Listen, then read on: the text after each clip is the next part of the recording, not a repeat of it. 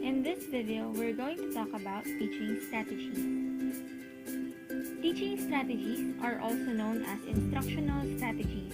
These are methods that teachers use to deliver the topics or lessons in ways that keep students engaged and practicing different skill sets. So, we have two different strategies. Your teacher-centered and your student-centered. So how are these two being demonstrated? Let me show you. First one is the teacher-centered strategy. When we talk about teacher-centered approach, the teacher or instructor functions as the leader inside the classroom. The teacher serves as the head superior in everything, from giving out the topics, learning and lessons, down to the quizzes and assessments. Students' role in this kind of approach is just to listen and obey the teacher. Students are passively just receiving the knowledge and assessments given to them. So, how is the teacher-centered classroom being demonstrated? 1. There is order in the class. Students are quiet as the teacher exercises full control of the classroom and activities. 2.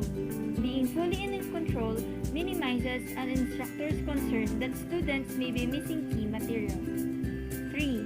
When a teacher takes full responsibility for educating a group of students, the class benefits from a focused approach to research, planning, and preparation. 4. Teachers feel comfortable, confident, and in charge of the classroom activities. And 5. Students always know where to focus their attention on the teacher. One example to demonstrate teacher-centered strategies is through didactic or direct instructions. This is usually seen in the usual setup here in the Philippines. An example is, as a subject teacher handling chemistry, I will be teaching a specific topic in the classroom using the board and pen. Students are just there in the classroom, sitting in their chairs as your audience who will listen to you talk and discuss about the said topic. Another demonstration of the teacher-centered strategy is through the flipped classroom instruction. A flipped classroom is a type of blended learning where students are introduced to content at home and practice working it in school. Another example is when the teacher will give out a reading assignment through the use of internet such as Google Drive, Facebook, or Messenger, or any learning management system such as Canvas and Moodle. Once the students finish reading the assignment given, she goes to school and applies the readings. The second strategy is the student-centered strategy. From the name itself, the second strategy is the student-centered strategy. From the name itself, this strategy is obviously focused on the student. It is the complete opposite of the first strategy or approach, which is the teacher-centered. In a student-centered approach, students and teachers collaborate and share the focus.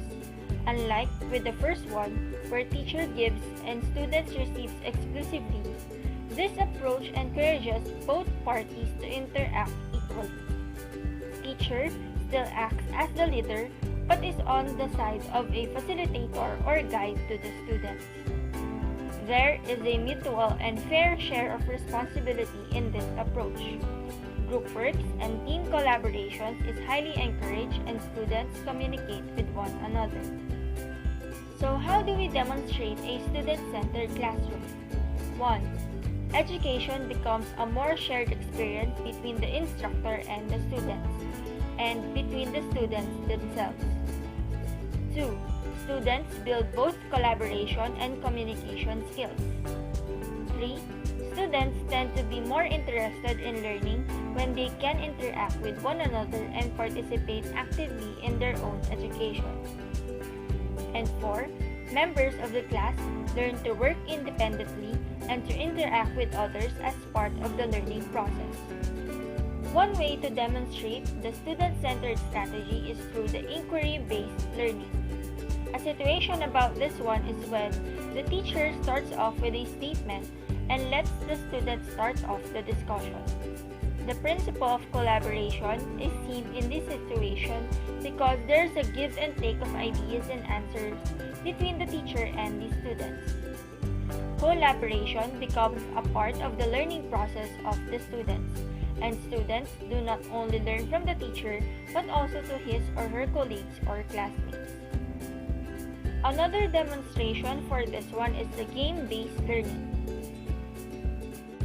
In this case, the teacher serves as the facilitator between the students and creates a game such as Quiz B. And then, the lesson is incorporated in this game and students get to learn in this type of situation. The principle of collaboration is still seen as they would communicate with each other to work on the questions given to them. The principle of teaching and learning is also seen in this situation as students get to learn through their teacher and at the same time to their classmates as well. This type of learning motivates students since it's a different approach of learning.